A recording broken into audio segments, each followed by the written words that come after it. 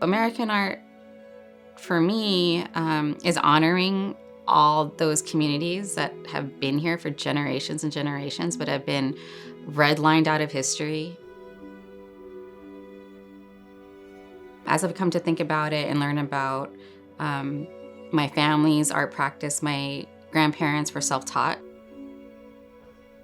My mom's family are Japanese American. They were all in the Japanese American prison camps during World War II.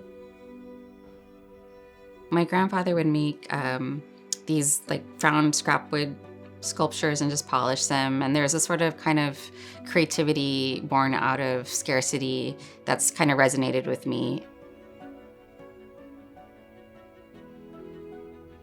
I think growing up in the Mission District in San Francisco, I was heavily influenced by the Chicano Art Movement and the idea of portraiture and depicting scenes of resistance and people and honoring campesinos, farm workers, day laborers, activists within the movement. And so you depicted people, and that's always been a really big influence.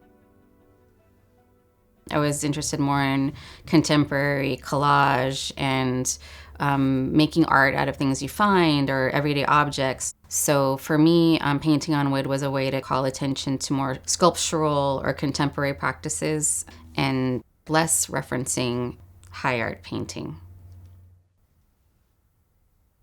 When I first graduated grad school, I would just go to clubs and depict friends that I would be dancing with and do a lot of portraits of subcultures, the goth scene, soul clubs in LA.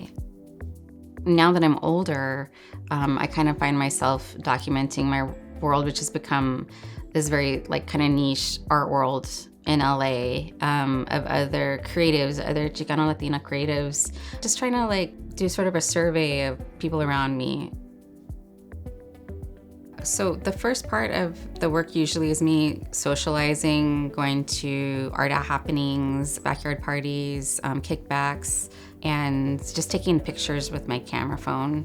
If there's an instance or a scene that speaks to me as me recognizing as, wow, that's a really poignant scene or that's art, I ask if I can take a photo of it. Or in the instance of Tammy and Sandra, I think we were at Hollywood Forever Cemetery watching a screening of Cry Baby, and it was just a really cute scene, seeing everybody hanging out and just wanting to capture that and document that as a kind of a new poignant moment for me.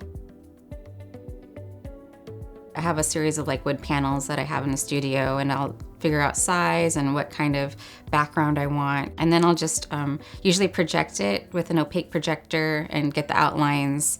And then I'll paint the image using a water-soluble vegetable oil paint.